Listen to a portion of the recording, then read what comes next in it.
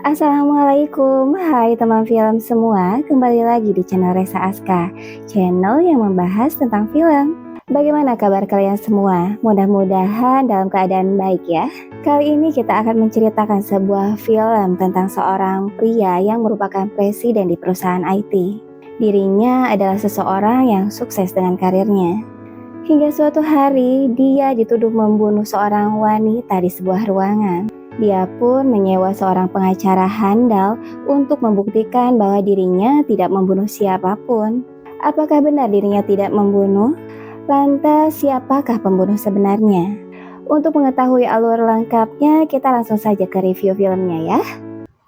Awal mula diceritakan seorang pengusaha IT terkenal bernama Yoo Min Ho didakwa atas pembunuhan seorang wanita yang bernama Kim Se-hee di sebuah kamar hotel. Dia satu-satunya tersangka karena hanya dialah yang bersama dengan Kim Se-hee di kamar hotel tersebut. Suatu hari seorang pengacara terkenal bernama Shin E mendatangi Villa Min Ho untuk membicarakan kasus yang menimpanya. Min Ho dipertemukan dengan Shin E atas rekomendasi Jang Tae-soo, pengacara pribadinya. 호텔로 가던 길이었는데 새로운 정보를 Min Ho sementara tinggal di villa ini untuk menghindari awak media. Namun Shin E berkata bahwa jaksa tetap mengawasinya dan 5 menit dari villanya ada polisi yang sedang menjaganya. Kemudian di saat Min Ho sedang membuatkan kopi, Shin E melihat beberapa foto milik Min Ho. Min Ho berterima kasih karena Shin E mau mengambil alih kasusnya. Shin E mengajukan beberapa persyaratan jika ingin dibela olehnya. Dia harus mengatakan yang sejujurnya atas apa yang sebenarnya terjadi dan tidak boleh berbohong terhadapnya. Dia yang memutuskan akan membelanya atau tidak setelah dirinya mendengar seluruh cerita dari Min Ho. Jaksa sudah memperoleh bukti yang dapat mengubah situasi sehingga surat penangkapan bisa dikeluarkan lebih awal untuk Min Ho. Min Ho bersikukuh bahwa dia tidak membunuh siapapun. Shin E menghidupkan alat perekamnya dan kemudian menanyakan berapa lama Min Ho telah bersama Kim Se-hee dan mengapa dirinya menemuinya lagi setelah hampir 1 tahun hubungannya berakhir dengannya. Min Ho bercerita bahwa suatu hari seseorang mengajak dirinya dan Se-hee bertemu di sebuah hotel dengan nomor kamar 514. Dia mengancam akan membongkar perselingkuhannya dengan Se-hee dan meminta 1 miliar won. Di dalam kamar tersebut sudah ada Se-hee yang duluan datang sebelum dirinya. Dia dan Se-hee menunggu hampir 1 jam, namun orang tersebut tidak kunjung datang. Pada waktu itu dirinya tidak mau menghubungi polisi karena khawatir perselingkuhannya dengan Se-hee akan terbongkar dan diketahui publik. Min Ho melihat beberapa polisi memasuki hotel. Kemudian ia mengajak Se-hee untuk pergi dari kamar hotel karena tampak ada yang janggal. Pada saat akan meninggalkan kamar, tiba-tiba ada seseorang membenturkan kepalanya ke cermin hingga ia pingsan.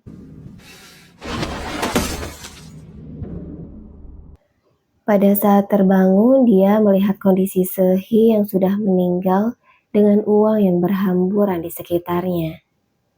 Sementara beberapa polisi di luar menggedor-gedor kamar Min Ho. Polisi pun masuk dan kemudian menangkap Min Ho. Dirinya mengatakan bahwa dia bukan pembunuhnya dan ada orang lain di kamarnya. Shin E kemudian berkata, menurut keterangan saksi seorang petugas kebersihan, dia tidak melihat siapapun keluar dari kamar 514 dan pintu kamar pun terkunci dari dalam. Jadi kemungkinan hanya melalui balkon kamar, namun jendela balkon juga terkunci dari dalam. Tidak mungkin pelaku tiba-tiba hilang dari TKP. Shin E berkata bahwa tidak cukup hanya mengarang kesaksian dan pandai berbohong untuk memenangkan kasus ini, namun juga harus kreatif. Semua pernyataan Minho tidak mendukung dengan realita di TKP. Minho masih bersikeras bahwa dia bukanlah pembunuhnya. Seseorang kemudian menelpon Shin E dan memberitahunya jika jaksa telah menemukan beberapa saksi baru di tempat kejadian. Semua pernyataan Minho tidak mendukung dengan realita di TKP. Minho masih bersikeras bahwa dia bukanlah pembunuhnya. Seseorang kemudian menelpon Shin E dan memberitahunya jika jaksa telah menemukan beberapa saksi baru di tempat kejadian. Shin E berkata bahwa ada dua kategori klien yang selalu dia bela. Yang pertama adalah klien yang mengakui apa yang telah dia perbuat dan aktif membantunya. Dan yang kedua, yaitu klien yang selalu berbohong atas apa yang dilakukannya. Kemudian Shin E memperlihatkan foto orang hilang, laki-laki bernama Han Son Jae. Minho memalingkan wajahnya yang menandakan bahwa dia mengenalinya. Shin E berkata, jaksa memiliki saksi baru dan apakah ada hubungannya dengan orang hilang tersebut. Jika ingin memenangkan kasus ini, maka Minho harus mengatakan yang sejujurnya. Minho pun kembali bercerita bahwa 2 bulan yang lalu dirinya berbohong kepada istrinya jika dia sedang berada di Busan. Sebenarnya dirinya sedang berada di villa ini bersama dengan Sehee. Keesokan harinya mereka pun pulang. Sehee yang menyetir mobil karena Minho masih merasa mabuk. Di tengah perjalanan, Minho menyuruh Sehee untuk melewati jalan pintas agar tidak diketahui oleh orang-orang. Tiba-tiba seekor rusa tepat berada di depan mobil mereka. Sehee yang kaget kemudian membanting setir dan hampir menabrak pengendara lain.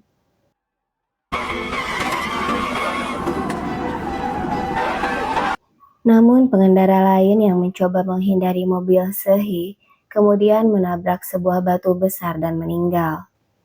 Mereka pun turun dan mengecek kondisi pengendara lain tersebut. Minho berusaha untuk menghubungi pihak kepolisian, namun dilarang oleh Sehee.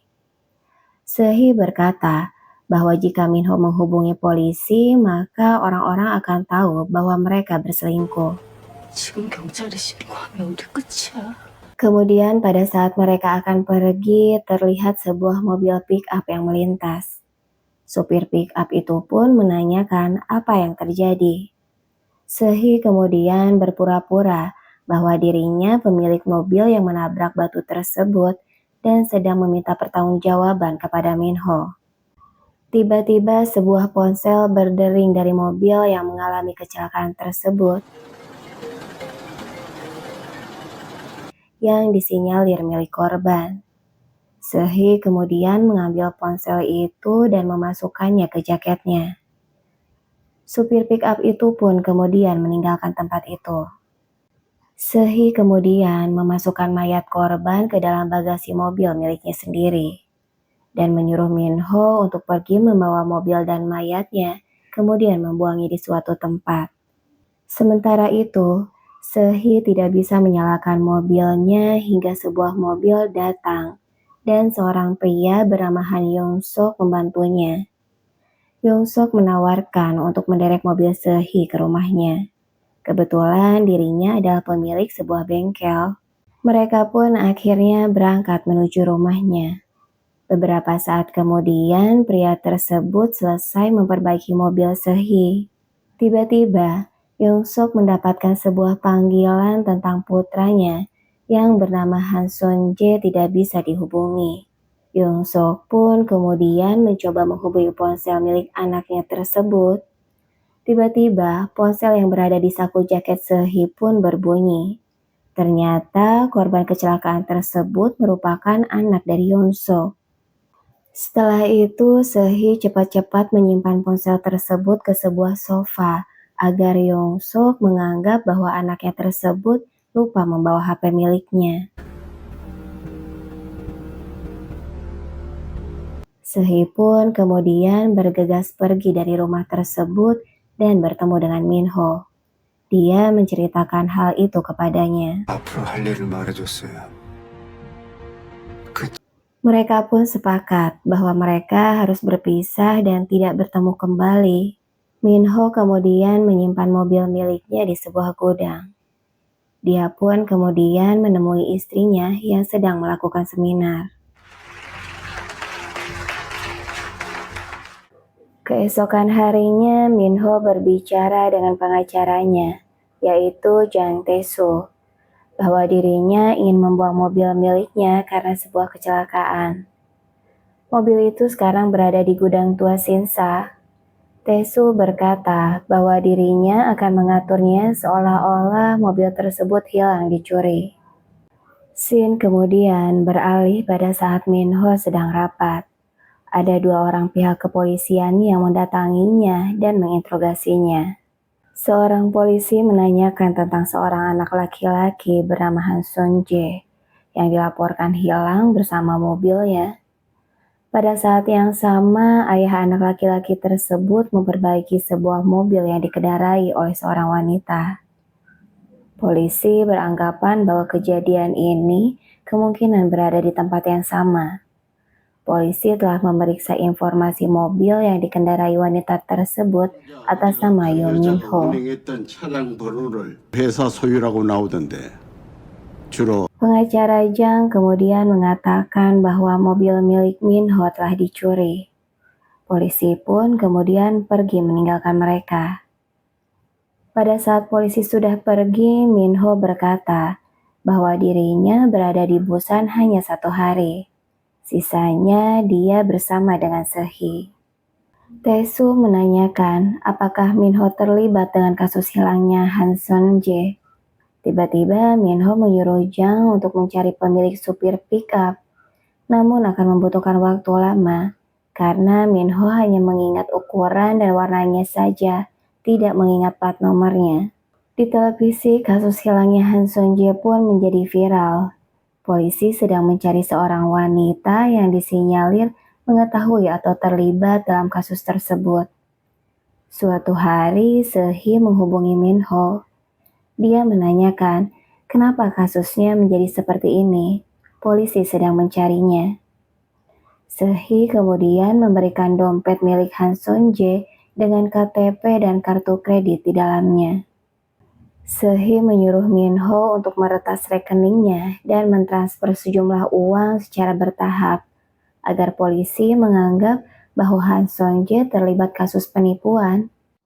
Scene kemudian beralih kembali di mana Min-ho sedang berbincang bersama Shin-e. Min-ho mengatakan bahwa dirinya mendapatkan kiriman foto tempat pada saat terjadi kecelakaan. Dia pun kemudian ditelepon seseorang yang meminta uang miliaran kepada Min-ho. Dia kemudian menyuruh Min-ho untuk membawa uangnya ke sebuah hotel dengan kamar 514. Namun Shin-e tidak percaya karena tidak logis dan sangat tidak kreatif. Dia mengajukan 3 pertanyaan kepada Min-ho yang jika dapat dijawab maka Shin-e akan mempercayai semua pernyataan Min-ho. Pertama, siapa yang memanggil polisi ke hotel? Yang kedua, kenapa orang tersebut tidak mengambil uangnya ketika di hotel? Yang ketiga, bagaimana tersangka tersebut meninggalkan kamar itu? Dan Min-ho pun tidak mampu menjawabnya. Shin-e pun berkata bahwa Min-ho harus logis dan kreatif. Shin-e kemudian mengarang sebuah cerita. Dari sudut pandang dirinya, pembunuhnya adalah Han Yong-sok dengan motif balas dendam atas kematian anaknya. Dia kecewa terhadap kinerja kepolisian karena dia tahu bahwa Se-hee dan Min-ho akan lolos dari kasus anaknya. 죽였다는 건가요? 한영석은 누구보다 범행 동기가 Selama 3 hari, Han Yong-sok mengawasi semua gerak-gerik Min-ho dan kemudian mencari tahu semua cara dan metode Min-ho untuk keluar dari semua tuduhan. Kemudian dirinya menemui Shin-e untuk meminta bantuan. Min-ho kemudian menanyakan bagaimana cara Han Yong-sok masuk dan keluar dari kamar hotel. Shin-e kemudian memperlihatkan foto di TKP. Kunci kamar dapat dibuka dari luar oleh seorang resepsionis hotel yang merupakan ibu dari Han Son-jae, yaitu Lee Hee-jung. Sebelum Minho dan Sehee masuk ke dalam kamar, Han Yong-sok sudah masuk terlebih dahulu dan bersembunyi di dalam lemari kamar Minho.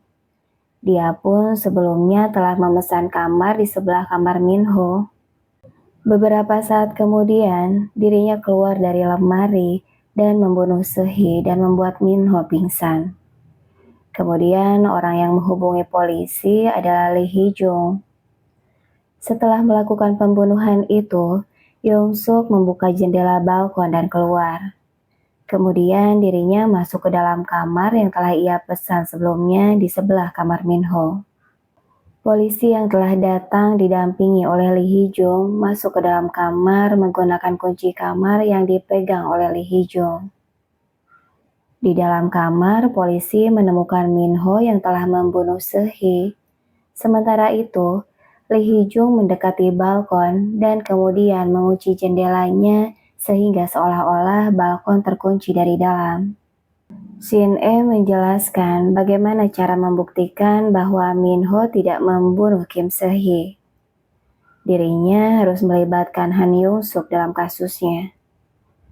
Dirinya harus memiliki alibi kuat. Shin-e berkata, pada saat kejadian Minho berada di Busan dan mobilnya telah dipinjam oleh Se-hee, sehingga dia tidak mengetahui apapun soal kecelakaan tersebut. Satu hal lagi yang harus diselesaikan adalah mobil dan mayat Han Seung-jae. Shin-e bertanya, di mana Minho membuangnya? Karena mereka harus membuat seolah-olah Se-hee membunuh Han Seung-jae. Satu-satunya tersangka yaitu Se-hee yang sudah mati. Kejaksaan pun tidak dapat menuntutnya. Namun Minho menginginkan agar Shin-e mencari cara lain dan jangan membawa-bawa mobil dan mayat Han Seung-jae. Shin-e pun marah kemudian berkata bahwa selama ini Minho masih berbohong. Shin-e dari awal sudah mengetahui sebenarnya yang mengemudikan mobilnya pada saat kecelakaan adalah Minho, bukan Se-hee. Shin-e kemudian menyuruh Minho mengulang kembali ceritanya dan jangan berbohong. Minho kemudian bercerita jika dirinya lah yang memang mengemudikan mobilnya. Pada saat kejadian kecelakaan tersebut, Se-hee berusaha memanggil polisi namun dilarang oleh dirinya. Semuanya adalah perbuatan Minho dan Se-hee adalah orang yang berusaha menghentikannya. Shin-e kemudian memberikan sebuah catatan psikiater milik Se-hee kepada Minho. Tertulis di catatan menunjukkan bahwa Se-hee mengalami kegelisahan parah setelah kejadian tersebut. Se-hee kemudian mengambil keputusan dengan menghubungi Han Yong-sok dan mengatakan bahwa anaknya kecelakaan. Dia akan memberitahu di mana mayat anaknya berada. Dia pun mengarang cerita soal ancaman yang dialamatkan kepada Minho. Sebenarnya itu adalah ulah dari Se-hee agar Minho mau menemuinya di hotel. Dan dia pula yang memanggil pihak kepolisian. Disitulah Minho membunuh Se-hee dengan memukul kepalanya dan kemudian membenturkan kepalanya sendiri seolah-olah ada orang lain di kamar tersebut. Akhirnya Minho mengakui bahwa dirinya lah yang membunuh Se-hee. Shin-e pun terdiam. Flashback ke beberapa hari sebelumnya. Sebenarnya dia bukanlah Shin-e yang asli, melainkan Lee Hee-jung, ibu dari Han Seung-jae. Dia menyamar menjadi Shin-e agar dia dapat menemui Minho. Dia mengingat pada saat Se-hee menelponnya dan mengatakan bahwa putranya meninggal akibat kecelakaan. Kemudian suatu hari dirinya mendatangi pengacara terkenal Shin-e dan meminta bantuannya. Namun dirinya ditolak karena dirinya tidak mungkin menghadapi pengusaha terkenal Yoo Min-ho. Hingga suatu hari saat Shin-e masuk ke dalam mobilnya, Han Yong-suk yang merupakan suami Lee Hee-jung membiusnya dan kemudian Lee Hee-jung menyamar sebagai pengacara terkenal Shin-e. Minho tak mengenalinya karena dirinya belum pernah bertemu dengan Shin E. Suami istri tersebut telah merencanakan segala sesuatunya dengan matang. Mereka memasang kamera di dalam tasnya hingga menyadap rumah Minho. Kembali ke hari ini. Lee Hee-jung menanyakan di mana letak mobil dan mayat dari Han Seon-jae. Minho menjawab bahwa dirinya menenggelamkan mobil dan mayatnya di sebuah danau. Minho dan Lee Hee-jung pun kemudian menandatangani perjanjian penunjukan Shin E sebagai pengacaranya di pengadilan. Minho kemudian berkata, pada saat akan menenggelamkannya, ternyata anak itu masih hidup. Dia kemudian mengambil sebuah kunci Inggris dan memukul kepala Han Seon-jae dan menenggelamkannya hidup-hidup.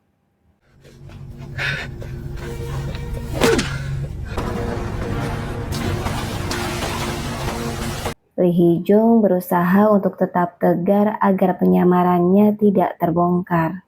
Lee Hee-jung pun kemudian bergegas berpamitan kepada Minho. Pada saat dirinya akan meninggalkan rumah Minho, ban mobilnya terjebak oleh salju. Sementara itu di dalam rumah, Minho melihat berkas yang sudah dibubuhi tanda tangan Shin E yang sebelumnya dan Shin E yang saat itu ia lihat berbeda. Minho yang melihat Shin E yang saat itu bersamanya kesusahan dengan mobilnya di luar, kemudian menawarkan masuk ke dalam rumah, sementara dirinya akan menyingkirkan saljunya terlebih dahulu. Pada saat di dalam rumah, Minho sudah mengetahui bahwa Shin E yang ia lihat saat itu ternyata bukanlah yang asli.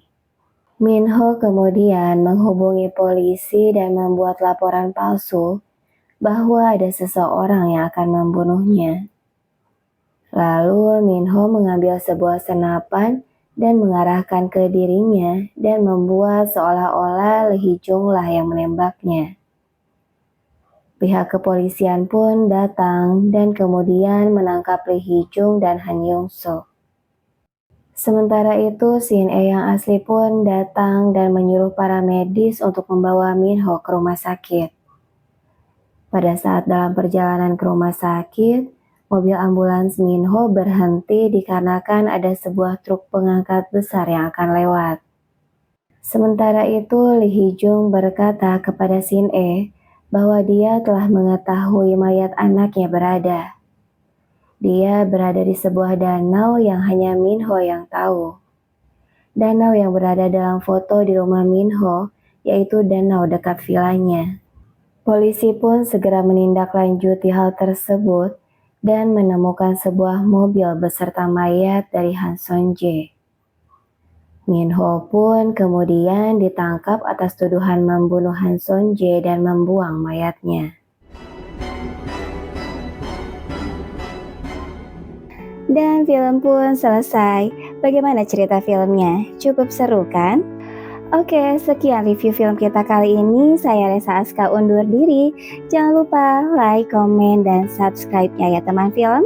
Wassalamualaikum warahmatullahi wabarakatuh.